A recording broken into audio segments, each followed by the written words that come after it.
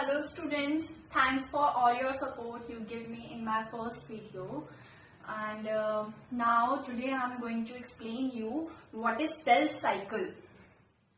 क्योंकि जैसा कि मैंने फर्स्ट वीडियो में बताया था कि सेल्स जो होते हैं वो प्री एग्जिस्टिंग सेल्स के थ्रू डिवाइड करते हैं. So in my second video I am going to tell you that how they divide and what are the cycles behind that. Okay, so cell cycle समझने के लिए पहले तो reason ये है इसका कि ये प्री एग्जिस्टिंग सेल्स की वजह से न्यू सेल्स फॉर्म होते हैं, right. So in today's session we understand that how from pre existing cells the new cells form. Okay, so we start from cell. हमारी बॉडी में we have two type of organisms now in our body, not in our body, but we have two types of organism in the living world. That was unicellular and another one was multicellular. Okay, so in unicellular organisms only single cell is found, and in multicellular organism multiple cells are found. Okay, so in multicellular organisms we will talk about multicellular organism. In multicellular organism there are two types of cells. Okay, the first one is somatic cell. Somatic cells क्या होते हैं? Somatic cells वो cell हैं जो हमारी body को form करते हैं. Okay, first reason. And the second differentiation is reproductive cells. Reproductive cells क्या होते हैं? रिप्रोडक्टिव सेल्स वो सेल्स होते हैं जो सेक्स सेल्स होती हैं. सेक्स सेल्स का यहां पे मतलब ये है कि male gametes and female gamete. Okay, the male gametes have sperm as a sex cell and female gametes have ova as a sex cells. Okay, now अब हम वापस सोमैटिक सेल्स पे आते हैं. सोमैटिक सेल्स हमारी बॉडी फॉर्म करती हैं, as I have told you. So in body how they form our body? They form like cells divide to form tissues. And tissues divide to form tissue system, and then tissue system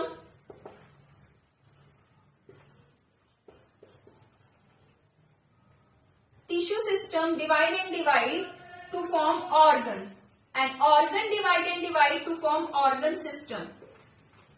Okay, so by this process our body is formed. And now some examples of somatic cells.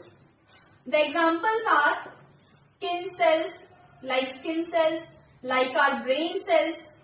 These are the types of cells in somatic. Okay, and now we will proceed to reproductive cells.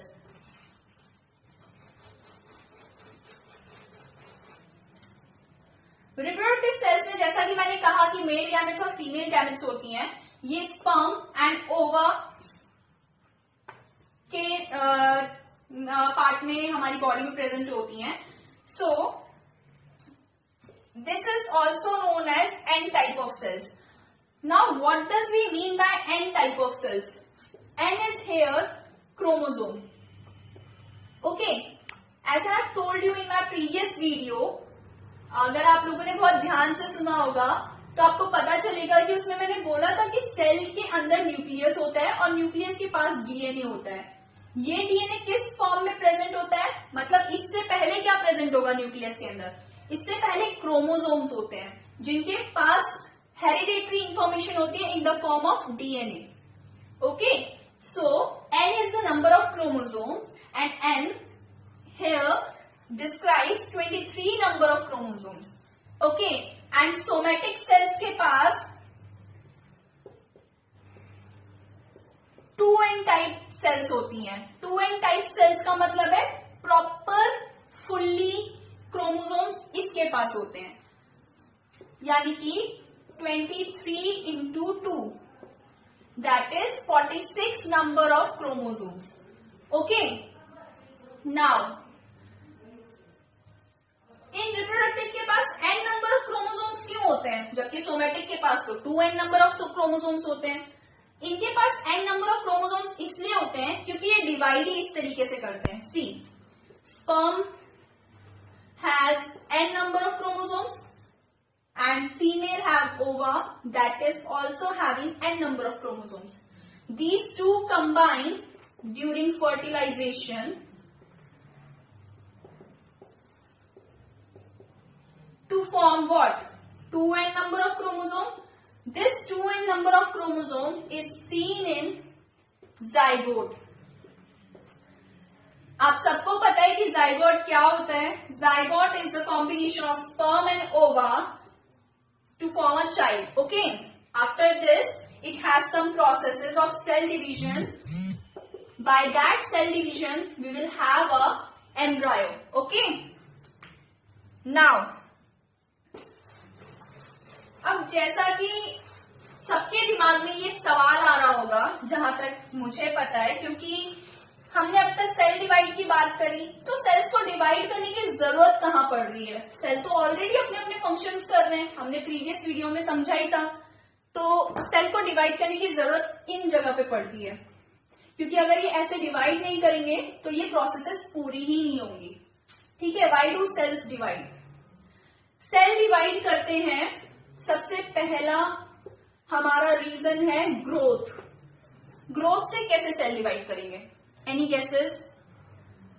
वैसे सबके दिमाग में आया ही होगा, intelligent बच्चे हैं सारे, कि ग्रोथ से यहाँ पे ये मतलब है कि हम अगर आगे आगे हमारे पास सेल्स हैं ऑलरेडी प्रेजेंट, तो वो आगे अगर नहीं डिवाइड करेंगे तो वो ऑर्गन एट द एंड कैसे बनाएंगे? एट द एंड ऑर्गन बनते हैं ना.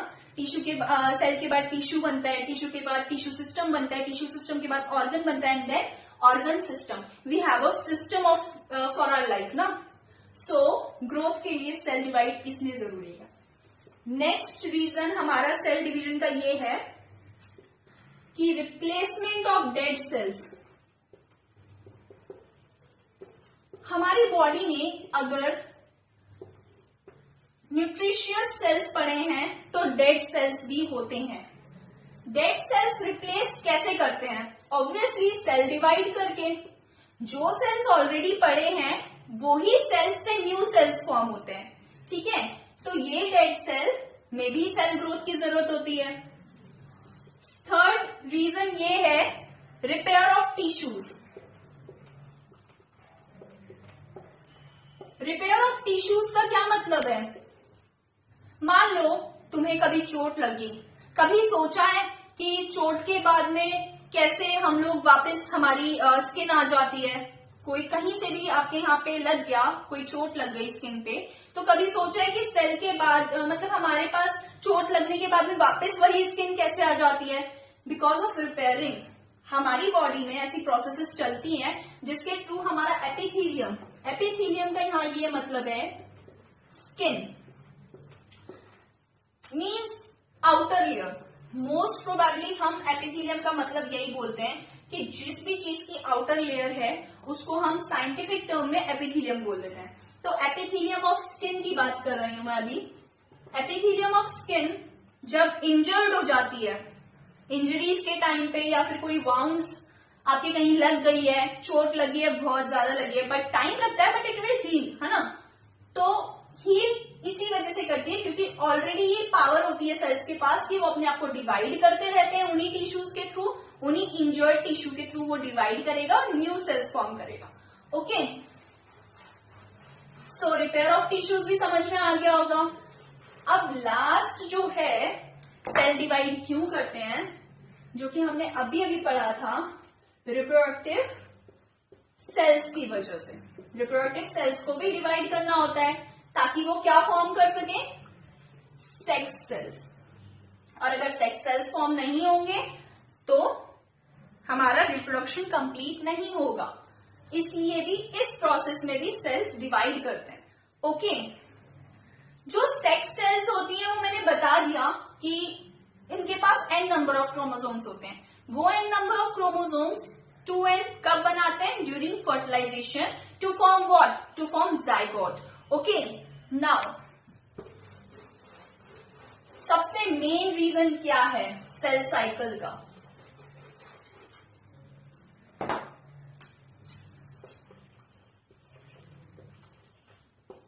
सेल साइकिल का सबसे मेन रीजन एक यही है कि वो ग्रोथ साइकिल है कि नहीं, अभी तक यही पता चला, क्योंकि हर सेल अपने आप को डिवाइड करके नई चीजें फॉर्म कर रहा है, राइट।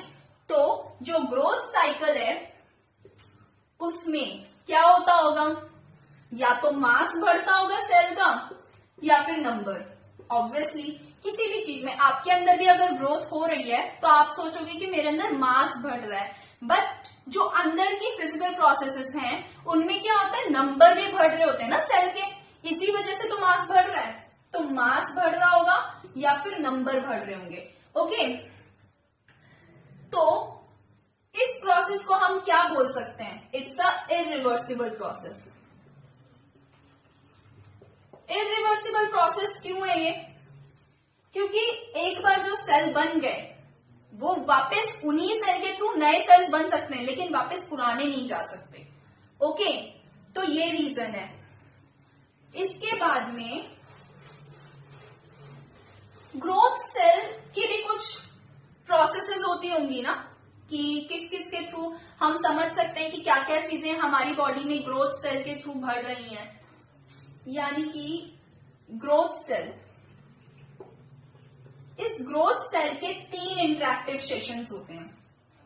मतलब हम 3 चीजों से इस ग्रोथ सेल को समझ सकते हैं कि 3 चीजों में किस किस चीज से, मतलब क्या क्या चीजें हमारी ग्रो हो रही हैं। ओके, तो एक तो होता है ऑक्जेटिक, या फिर आप इसको ऑक्जेसिस भी बोल सकते हो, ऑक्जेसिस ग्रोथ। ऑक्जेटिक और ऑक्जेसिस ग्रोथ जो हम बोल रहे हैं उसमें एक्चुअल में मास बढ़ता है सेल का। ओके, सेकंड जो है वो है मल्टीप्लिकेटिव ग्रोथ। मल्टीप्लिकेटिव ग्रोथ के अंदर क्या होता है, मल्टीप्लिकेटिव ग्रोथ के अंदर सेल का नंबर बढ़ता है। ओके, लास्ट है एक्रेशनरी ग्रोथ।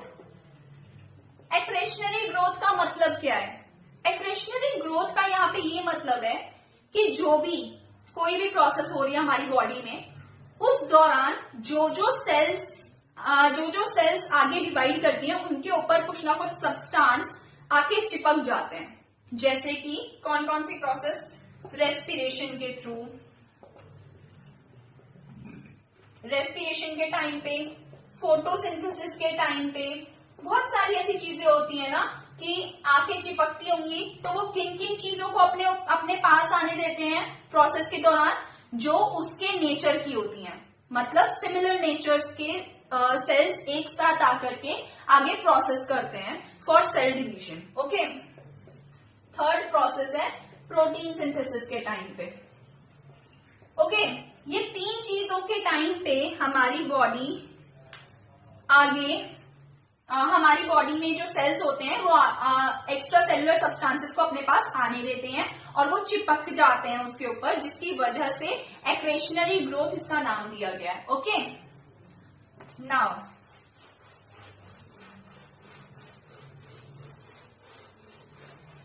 जैसा कि अब हम अपने टॉपिक पे आते हैं, हमने समझ लिया है ये चीज कि भैया पहले जो सेल्स पड़े होते हैं उसी के थ्रू नए सेल्स डिवाइड होते हैं और फिर नए सेल्स फॉर्म होते हैं।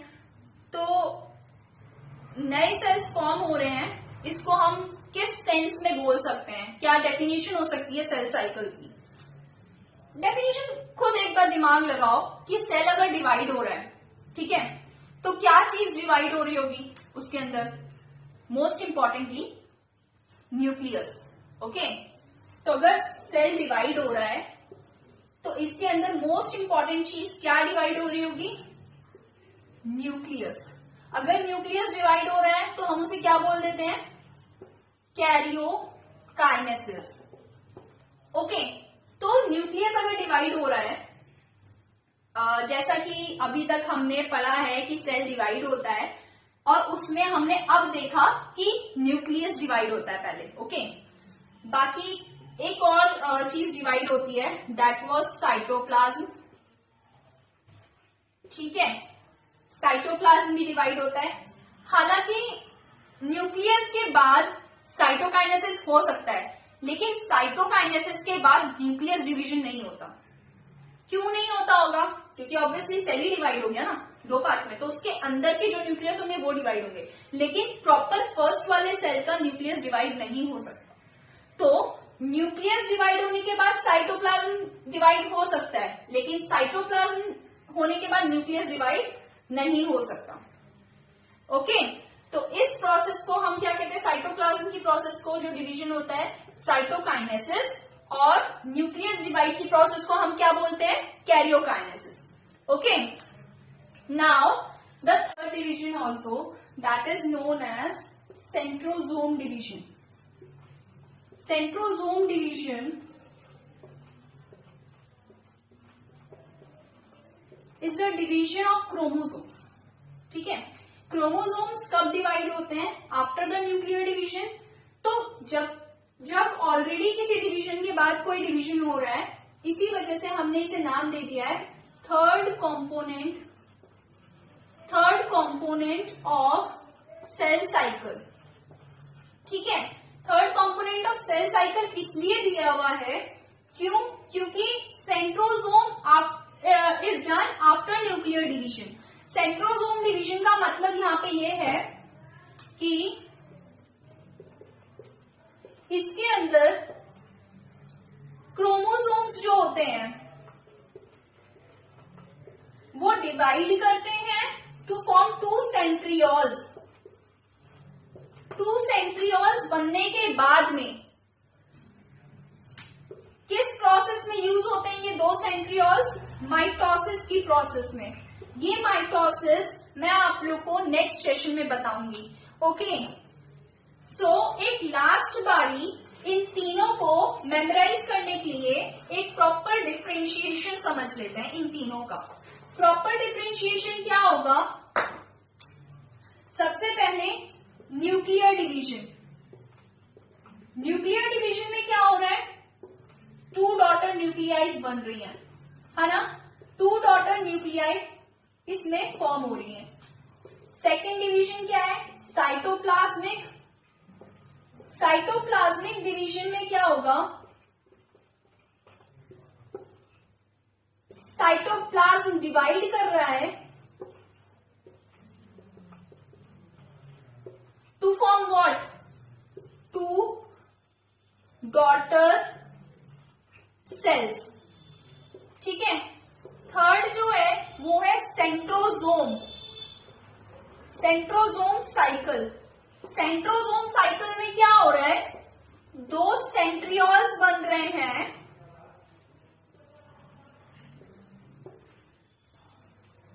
सेंट्रियोल्स कब बन रहे हैं? After chromosome division. Chromosome division किस में हो रहा है? डीएनए में। ठीक है, तो ये जो सेंट्रियोल्स बन रहे हैं after chromosome division in DNA. So these are the three type of cycles which every cell perform. Okay, hope you all like the video. Please like it, subscribe it and share this video to all your friends. Okay, thank you so much.